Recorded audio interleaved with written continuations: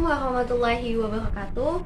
Saya perwakilan dari kelompok 5, kelas 12 MIPA 2. Di video ini, kami akan menjelaskan tentang materi epistasis dan hipostasis mata pelajaran biologi. Selamat menyaksikan.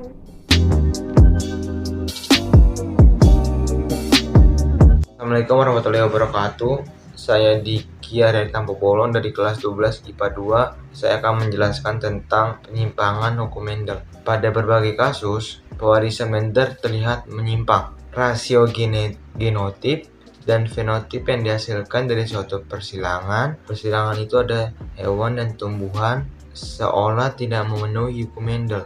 Variasi ini biasanya terjadi karena adanya interaksi antar alel atau mekanisme spesifik untuk menghasilkan fenotip. Ingat pada hukum Mendel pertama, genotipnya ialah 1:2:1 dan fenotipnya 3:1. Dan hukum Mendel kedua itu ada genotipnya 9:3:3:1.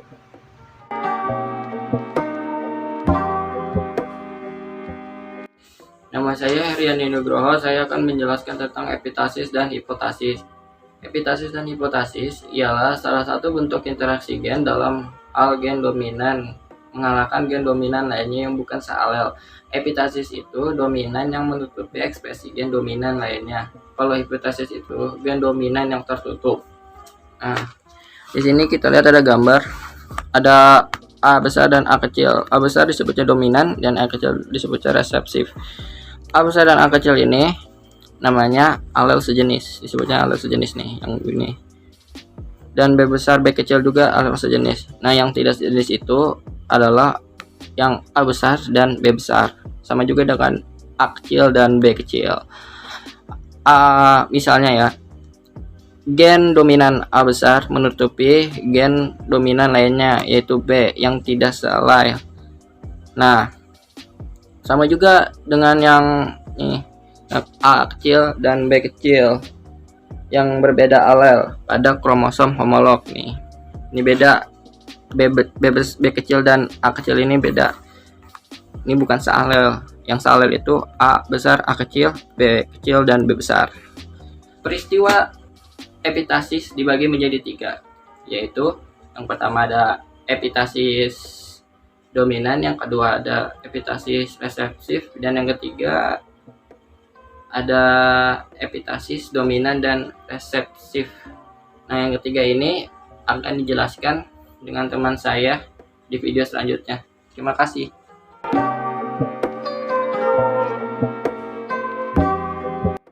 Perkenalkan, nama saya Erneta Ramadina. Saya akan menjelaskan mengenai peristiwa epistasis. Peristiwa epistasis dibagi menjadi 3. Yang pertama ada epistasis dominan, yang kedua ada epistasis resesif, yang ketiga ada epistasis dominan dan resesif. Yang pertama yaitu epistasis dominan. Pada epistasis dominan terdapat satu gen dominan yang bersifat epistasis. Artinya dapat menutupi gen dominan lainnya atau disebut hipostasis. Misalnya warna umbi lapis pada bawang.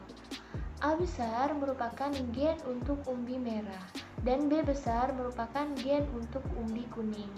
Huruf besar merupakan gen yang dominan, akan tetapi A besar dan B besar ini berbeda alel atau bukan si alel. Gen merah dan kuning ini dominan juga terhadap putih.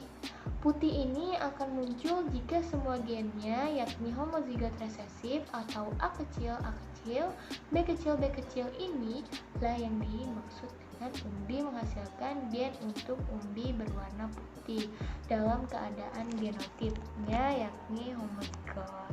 Sekian. Assalamualaikum warahmatullahi wabarakatuh. Saya Amalia Putri Winaryanto ingin menjelaskan epistasis dominan, persilangan antara bawang berumbi lapis merah dengan bawang berumbi lapis kuning yang dilambangkan dengan M besar K kecil dan M kecil K besar. Gambarnya adalah M besar K kecil dan M kecil K besar, menghasilkan F1 M besar M kecil K besar K kecil yang artinya 100% berumbi lapis merah. Kemudian F1 disilakan dengan sejenisnya, yaitu bawang burung bilapis merah dengan bawang burung bilapis merah dengan lambang M besar M kecil, K besar K kecil, dan M besar M kecil, K besar K kecil. Gambarnya adalah M besar K besar, M besar K kecil, M kecil K besar, M kecil K kecil. Begitupun sejenisnya. Menghasilkan kodenya seperti ini. Dengan perbandingan 12 bawang burung merah, 3 bawang burung kuning, dan 1 bawang burung putih. Sekian, terima kasih.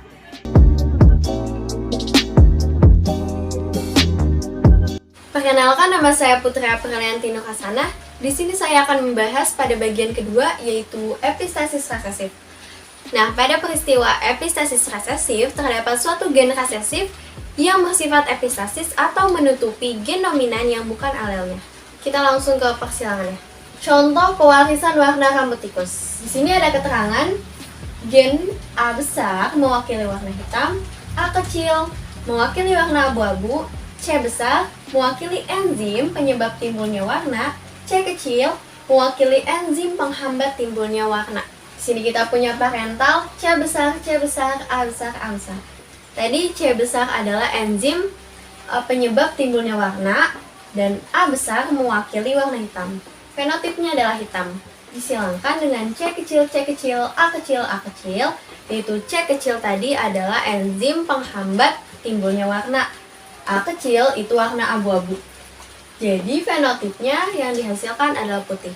Nah, dari persilangan kedua ini tercipta F1 yang bersifat heterozigot, yaitu C besar, C kecil, A besar, A kecil, yang memiliki fenotip hitam. Seperti biasa, jika kita ingin mendapatkan F2, tinggal menyilangkan F1 dengan F1. F2-nya adalah 9, C strip A strip, fenotipnya hitam. Tadi C itu penyebab timbulnya warna, A-nya hitam. Jadi sesuai, yang dihasilkan hitam. Nah, C strip AA, A kecil, di sini C tadi enzim penyebab timbulnya warna, dan A kecil ini mewakili warna abu-abu. Fenotip di sini adalah abu-abu, jadi ini sesuai. Nah, yang ini C kecil, A besar strip. Tadi C kecil itu penghambat timbulnya warna. Nah, A ini kan hitam, tapi hasilnya putih. Jadi ini yang dinamakan epistasis resesif, karena gen resesifnya menutupi gen dominan, yaitu A besar. Lanjut, di sini ada C kecil, A kecil, A kecil. C kecil ini tadi penghambat timbulnya warna. Nah, A kecil ini warna abu-abu.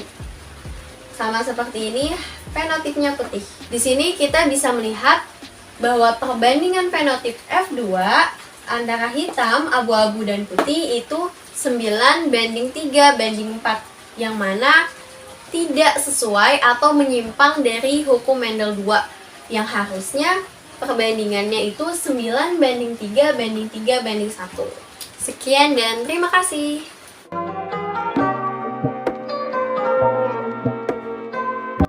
Nama saya Neratna Yulia. Bagaimana dengan epistasis dominan dan resesif? Epistasis dominan dan resesif inhibiting gen merupakan penyimpangan semu yang terjadi karena terdapat dua gen dominan yang jika dalam keadaan bersama akan menghambat pengaruh salah satu gen dominan tersebut. Peristiwa ini mengakibatkan perbandingan fenotip 13:3.